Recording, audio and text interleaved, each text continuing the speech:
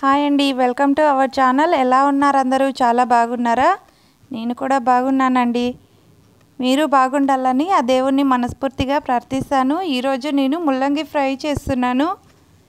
ఈ ముల్లంగి చిన్నప్పుడు నాకు తినాలంటేనే పెద్ద కష్టంగా అనిపించేది.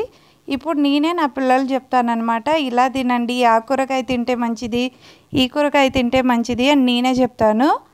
ఓకే, ఈ ముల్లంగి ఫ్రై ఎలా చేయాలంటే కొంచెం ఆయిల్ వేసుకోండి, ఒక ఆనియన్ టమాటా తరిగి వేసుకోండి, ముల్లంగి తురుము చేసుకొని పెట్టుకొని అది కూడా వేసుకోవాలా, పచ్చివాసన పోయే వరకు వేయించుకోవాలా. తర్వాత చిటికెడు పసుపు, 1 స్పూన్ కారం పొడి, 1 స్పూన్ సాల్ట్ వేసి బాగా కొన్ని వాటర్ వేసి మగ్గించుకోవాలి. అంతే అండి, ఎంతో రుచికరమైన ముల్లంగి ఫ్రై రెడీ అయిపోతుంది. ఇది చపాతీలోకైనా రైస్లోకైనా చాలా బాగుంటుంది.